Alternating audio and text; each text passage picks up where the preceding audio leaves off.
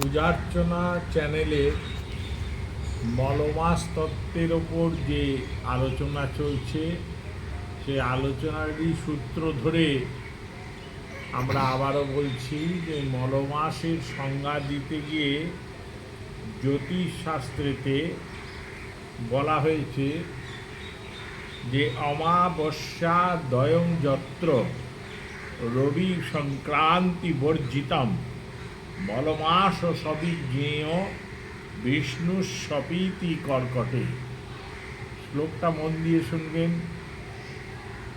অমাবস্যা দ্বয়ং যত্র রবি সংক্রান্তি বর্জিতম মলমাস সবিজ্ঞেয় বিষ্ণু স্বপীতি কর্কটে।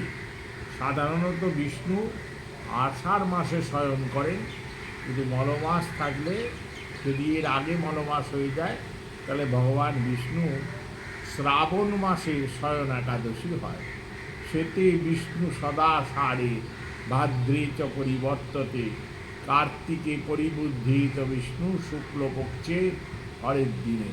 এই প্রমাণ অনুসারে আষাঢ় মাসে শয়ন একাদশী হয় গুরু পূর্ণিমার আগে, কিন্তু মলমাস যদি তার আগে হয়ে যায় বৈশাখ জ্যৈষ্ঠ এই বৎসর হবে জ্যৈষ্ঠ মাস মলমাস হবে, শয়ন একাদশী হবে বিষ্ণু সপীতি কর্কটে।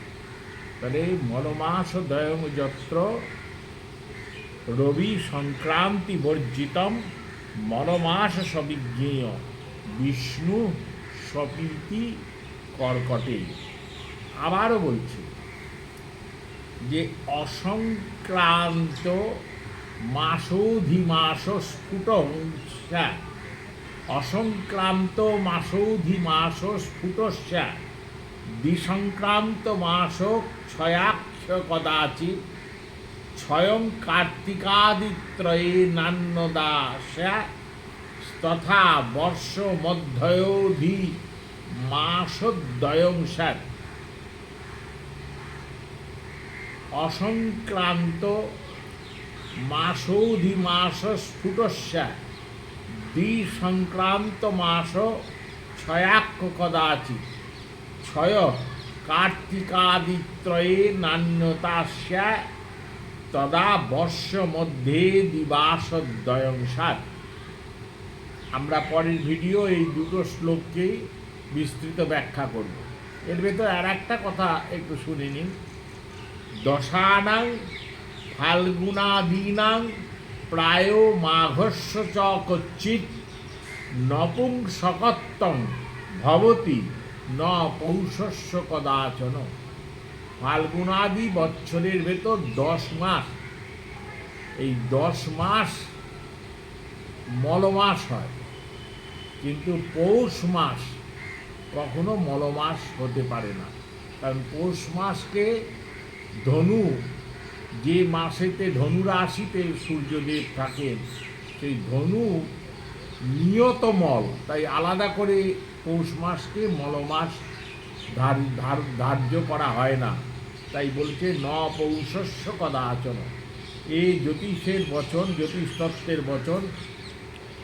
দশানাং ফাল্গুনাদীনাং প্রায় মাঘস্য চ কচ্চিৎ নপুংসকত্বং ভবতি ন পৌষস্য কদাচন।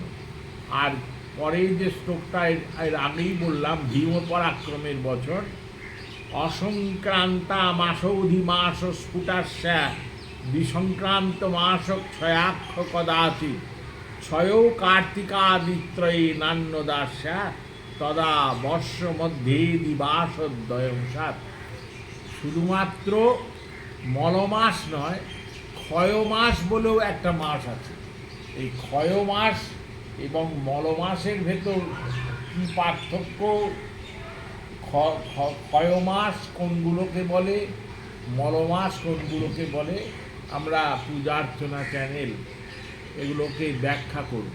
কিন্তু খেদের বিষয় হচ্ছে যে যারা কর্মকাণ্ড জগতের সঙ্গে জড়িত, পৌরোহিত্য করেন, তাদের আগ্রহ দেখা যাচ্ছে না। তারা চ্যানেলকে লাইক করছেন না, একে শেয়ার করছেন না, এই চ্যানেলটাকে যথেষ্ট পরিমাণ গুরুত্ব দিচ্ছেন না।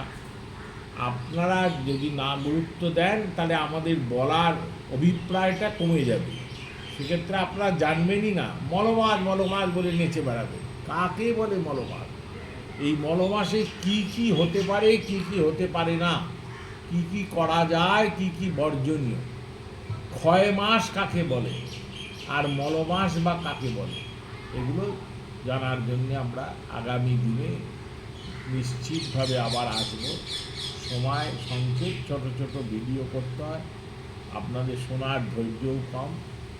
জয় শ্রী গুরু, জয় সীতারাম।